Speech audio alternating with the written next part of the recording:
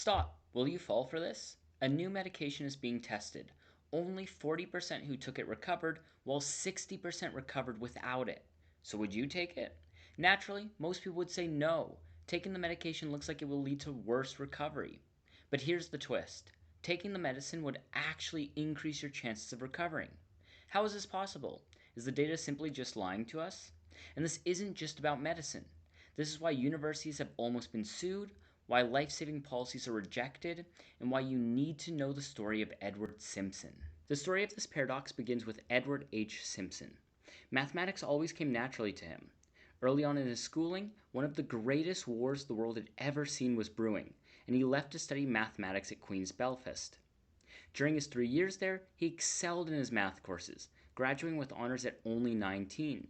Shortly after finishing school, he was recruited to join the war efforts at Bletchley Park, a secret code-breaking hub working alongside others like Alan Turing in deciphering secret messages during World War II.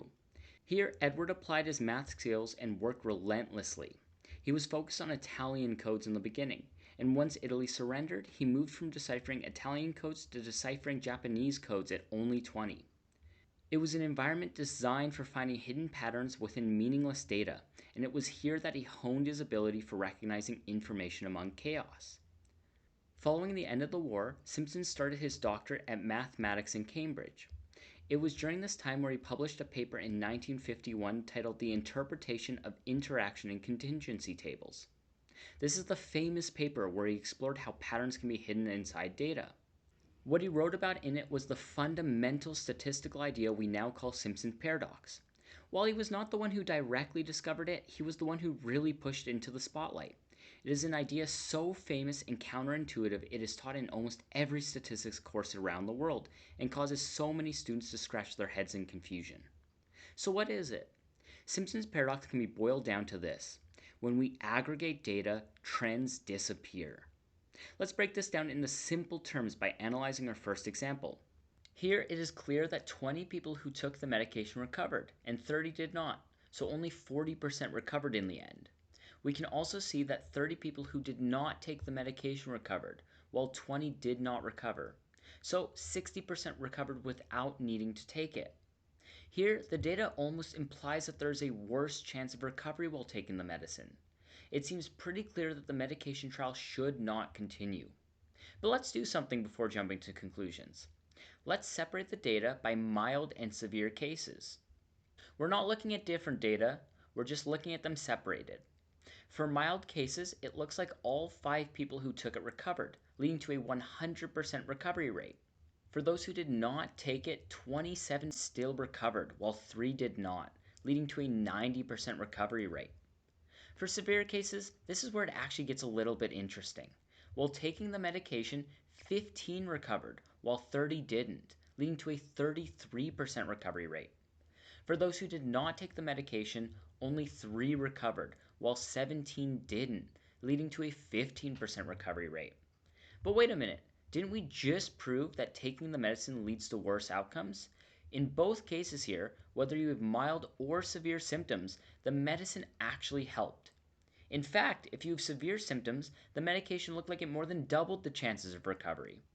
So what's going on here? All of a sudden everything changed. Like cracking a code, we uncovered hidden data by looking further.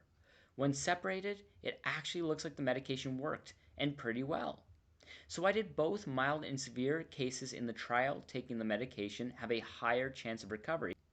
Well, the main issue here is within our groups. One is bigger than the other, and it is this imbalance hidden which skews the data. Remember, we just separated the data. We didn't change anything. Without knowing there is a dominant group, combined, the results will shift towards the larger group. It is clear that the severe symptoms led to less people recovering, regardless of if they took the medication, while almost everyone with mild cases recovered. In fact, the critical underlying factor here is that the severe cases had worse outcomes, and so many that it pulled down the average from the mild cases, who are going to get better regardless of the medication or not.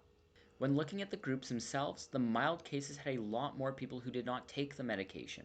Think of it like tug of war. The extra numbers on the mild side is going to have more influence and pull the results closer to their side.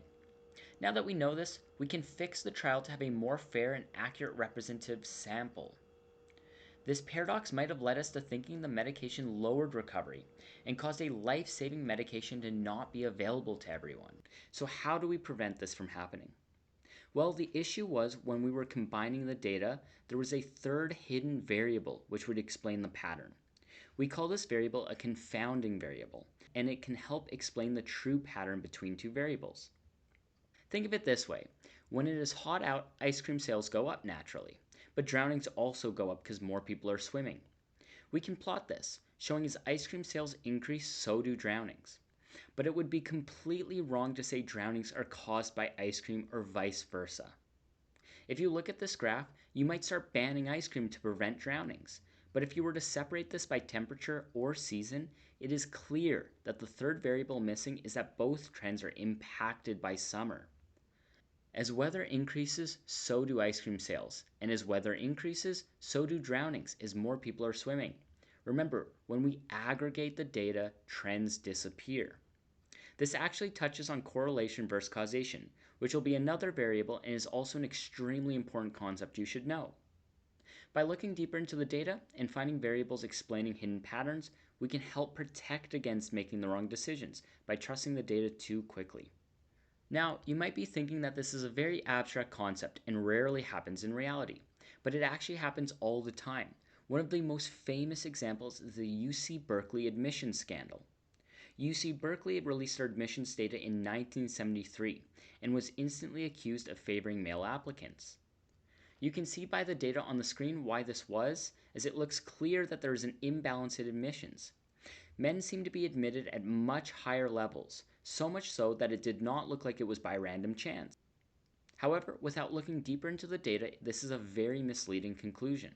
There are a few ways we can look deeper into the data for what to group or de-aggregate. If we choose to group the results by department, we can now see a much clearer picture. Looking into the data, it becomes clear that women actually had a higher proportion admitted to most departments. So why does it not look like this in the total admissions data? Well, it was actually because out of that admissions pool for that year, a large proportion of women applied to more competitive programs with a lower admissions rate, whereas a larger proportion of men applied to departments with a higher admission rate. Due to the competitive departments rejecting more applicants in general, the larger number of women applying led to this aggregate total being brought down. However, when looking at the total proportion to each department individually, it appears that women were actually admitted at equal, if not higher rates in most cases, reversing our original assumption.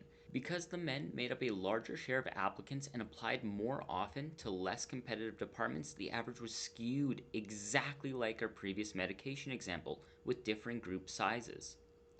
Since they were the larger group and applied to less competitive programs, the different group sizes changed the overall pattern. Now, this is an overly simplified analysis of a relatively complex situation with multiple factors, but the intended outcome is to showcase how Simpson's paradox looks in the real world. When we aggregate data, trends disappear because there might be a dominant group skewing the average. This famous example shows why this can actually happen in real life, and how people are often misled by what the surface tells them.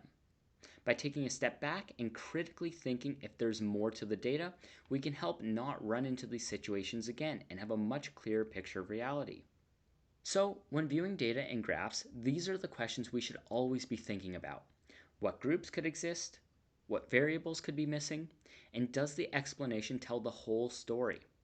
When you ask these questions, it will force you to step back and examine the whole picture. Think you've got it? Let's test it out. On the screen here, I have a scatter plot of coffee drank versus time of day. Upon first glance, it appears that most people drink early in the morning or late at night. Is this data telling the truth? Using the questions above, let me know in the comments down below, and like and subscribe.